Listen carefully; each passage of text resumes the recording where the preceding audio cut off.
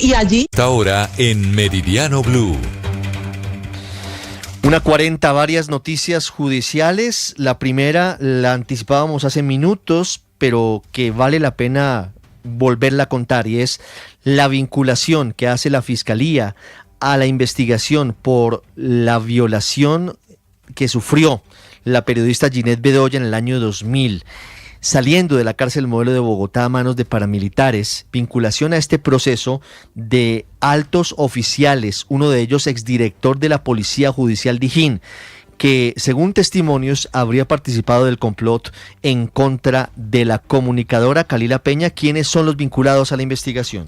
Ricardo, la Fiscalía General de la Nación vinculó a 5 exfuncionarios, entre ellos el exdirector de la Dijín general en retiro, José Leonardo Gallego, el exdirector del IMPEC general en retiro, Fabio Campos, el exsubdirector Luis Bernardo Maldonado, el exasesor del IMPEC, Jaime Gallo, el exdirector de la cárcel La Modelo, Reinaldo Fierro, y a un exintegrante de las AUC, Evangelista Basto. De acuerdo con la Fiscalía, estos funcionarios habrían omitido sus funciones y permitido que paramilitares en La Modelo ingresaran armas y elementos prohibidos, lo que facilitó el actuar delictivo de paramilitares privados de la libertad. Estas personas serán vinculados por los delitos de concierto para delinquir agravado, secuestro extorsivo, tortura y acceso carnal violento agravado. Kalila, le cambio el tema y le pregunto por una polémica que despierta una resolución firmada por el presidente Gustavo Petro, en la que reconoce al Clan del Golfo como un grupo armado organizado, es decir, a un grupo de traquetos. La pregunta es, ¿el gobierno les está dando algún tipo de reconocimiento político? ¿O qué significa, por favor explíquenos con plastilina, que el Clan del Golfo sea reconocido por el gobierno del presidente Petro como un GAO, como un grupo armado organizado? Listo, Ricardo. Bueno, primero el documento establece que este reconocimiento se enmarca en un espacio de conversación sociojurídico, con una agenda orientada a pactar un cese de hostilidades, reducir afectaciones a la población civil y eventualmente garantizar el tránsito de los combatientes hacia la legalidad. Habla Andrés Dávila, experto en conflicto armado. Que se pueda aplicar el derecho internacional humanitario y que se pueda continuar la negociación en la mesa sociojurídica en la búsqueda de unas soluciones a la situación de conflicto. A su pregunta, la decisión no implica el otorgamiento de estatus político ni tampoco la suspensión de las operaciones militares. Sin embargo, esta decisión es considerada polémica por los antecedentes de este grupo criminal, explica el abogado y experto Bernardo Henao. Un tratamiento que dista mucho que tenga el mérito para ser conseguido. No obstante, allí, en uno de los considerandos que transcribo textualmente, se indica que la caracterización desarrollada por el Ministerio de Defensa Nacional, el hoy autodenominado Ejército Gaitanista de Colombia, cuenta con los criterios para ser sujeto de aplicación del derecho internacional humanitario. El cambio de estatus sí implica que bajo los parámetros del derecho internacional humanitario, este grupo será tratado como actor en un conflicto armado, lo que habilita reglas para eventuales acuerdos. Esta es información exclusiva de Blue Radio. Información exclusiva que tiene que ver hasta ahora con alias Kevin, cabecilla de la estructura Carlos Patiño de las disidencias de las FARC al mando de Iván Mordisco. Empezó a entregar ya información a las autoridades sobre la estructura de la organización en materia de rutas, testaferros y además ubicación exacta de los depósitos con armas y explosivos. Sus declaraciones empiezan a dar resultados, informe de Felipe García. La entrega de Anderson Andrei Vargas alias Kevin, uno de los principales mandos de la estructura Carlos Patiño de las disidencias de las FARC al mando de alias Iván Mordisco, empezó a mostrar resultados. Desde el día siguiente a su sometimiento, este hombre ha revelado datos sobre campamentos clandestinos, rutas del narcotráfico, identidades de colaboradores y testaferros, así como la ubicación de depósitos ilegales. La información fue verificada en los últimos días y ya permitió el primer golpe importante a las disidencias de Mordisco. Fue en la vereda La Floresta, zona rural de El Castillo, en el departamento departamento del Meta que tropas del ejército localizaron un arsenal perteneciente a la estructura Martín Villa con la que alias Kevin mantenía estrecha relación. En el lugar fueron incautados 23 fusiles semiautomáticos de largo alcance, 2 morteros para lanzamiento de tatucos, 18 granadas mortero, 30 artefactos explosivos adaptados para drones, 15 minas antipersonal, equipos de comunicaciones, material de intendencia, proveedores, granadas y abundante munición de diferentes calibres. Este arsenal estaba destinado, según la información que entregó alias Kevin, a ejecutar acciones terroristas contra bases militares, estaciones de policía, patrullas en terreno e infraestructura crítica como oleoductos, torres de energía, carreteras y puentes en el departamento. Inteligencia militar señala que este hallazgo reduce de manera significativa la capacidad de recolección de finanzas mediante narcotráfico, extorsiones y cobro de vacunas, además de interrumpir el proceso de expansión en el departamento del Meta y Cauca, en medio de la disputa de alias Iván Mordisco con la facción de alias Calarcá.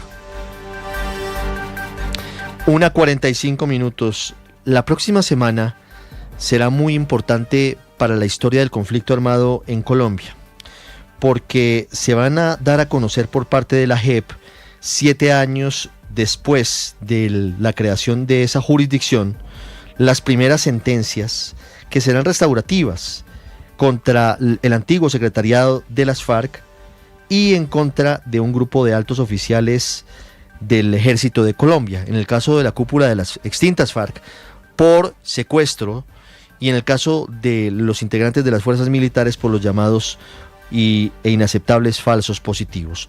Empezamos a escuchar las voces de las víctimas aquí en Blue, a una semana de reconocer esas históricas sentencias. Hablamos con la familia de uno de los 11 diputados del Valle del Cauca asesinados por las FARC, que fueron secuestrados el 11 de abril de 2002 en la capital del Valle del Cauca. Mateo Piñeros. El 11 de abril del 2002, 12 diputados del Valle fueron secuestrados en pleno centro de Cali. El Palacio de San Luis fue evacuado por las FARC bajo una supuesta amenaza de bomba. Los guerrilleros se hicieron pasar por el ejército y montaron a los diputados a un bus. 11 de ellos fueron asesinados posteriormente en cautiverio. Carolina Charri es hija de Carlos Alberto Charri. Pues esperamos que esta sea la máxima condena, pues que no haya esas sanciones alternativas, realmente sean serias y realmente vayan con contenido reparador hacia las víctimas.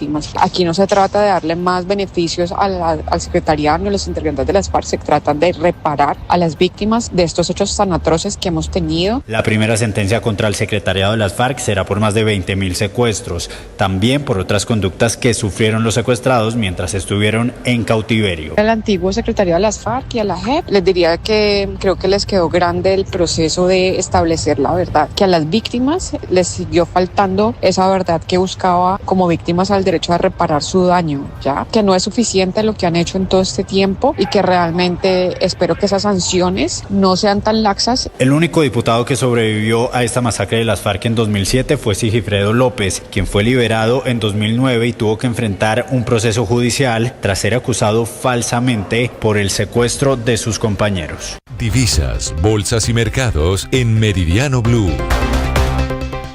1:48, hablamos, Marcela Peña, de la discusión sobre el monto del presupuesto general de la Nación para el año entrante. Hay muchos nubarrones en el panorama fiscal, una reforma tributaria sobre la mesa y con una crisis fiscal que los decimos es galopante. Hay remesón en el Ministerio Técnico de Hacienda. Pero antes de hablar de eso, Marcela, antes de hablar de ese remesón, yo creo que vale la pena hablar del bosque, hablar de cómo están las discusiones sobre el monto del presupuesto, qué hemos sabido de las reuniones de las últimas horas y qué está diciendo el gobierno nacional.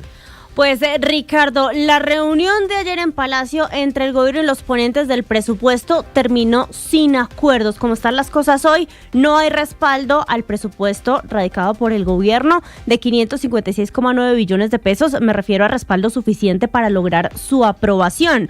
Los congresistas están proponiendo distintas medidas de recorte. Hubo un nuevo acercamiento esta mañana. Hay reuniones, digamos, más privadas entre el ministro de Hacienda y algunos de los ponentes de presupuesto. Mientras tanto, el ministro del Interior, Armando Benedetti, está abriendo cada vez más la puerta a la posibilidad de un recorte. Esto es lo que acaba de decir en el Congreso. No, nada, estábamos estudiando cuáles eran las alternativas de cuál pudiera ser el monto y qué mayorías habría para un monto o para otro monto, etcétera. Esa era básicamente la reunión, pero que se definirá mañana jueves en las comisiones conjuntas económicas. ¿Pero el gobierno estaría dispuesto a bajarse un poco? Sí, el gobierno está dispuesto a negociar y bajar un poco el monto. Y es que el monto actual está en 556,9 billones de pesos, lo que implica de entrada, Ricardo, una reforma tributaria de 26,3 billones de pesos. Entre más pequeño el presupuesto del próximo año, más pequeña será también esa tributaria. Marcela, gracias. Y hablando de la reforma pensional, arremetida de nuevo del gobierno contra el magistrado de la Corte Constitucional Jorge Enrique Ibáñez, porque está pidiendo documentos para la discusión de fondo sobre si la Corte avala o no la reforma pensional. Don Sergio Barbosa, hay un auto que firmó en las últimas horas el magistrado Jorge Enrique Ibáñez en el que está pidiendo una certificación formal en la que se indique de manera clara y expresa si las actas de las sesiones plenarias extraordinarias de la Cámara los días 27 y 28 de junio fueron aprobadas o no. Pide la fecha en la que se adoptó la decisión de aprobación o no aprobación de cada una de las actas. Pide el número de votos exigidos para su aprobación y el número de votos efectivamente obtenidos. Y pide copia de los órdenes del día en los que se hayan incluido como punto específico de discusión, que no parece que sea muy difícil, ni tampoco tendría por qué demorarse tanto la Cámara en expedir estas certificaciones. ¿Qué se sabe sobre la reforma pensional? Hola Ricardo, buenas tardes. Pues mire, aunque el gobierno dice que la Corte Constitucional quiere frenar la reforma pensional, lo cierto es que no. Lo que ha hecho el alto tribunal es pedir una serie de pruebas que son importantes para anexar al expediente de la demanda que pide tumbar esta reforma. En las últimas horas, varias congresistas le han pedido a la Corte de manera explícita que tumbe esta reforma porque las actas de las sesiones extras estarían viciadas.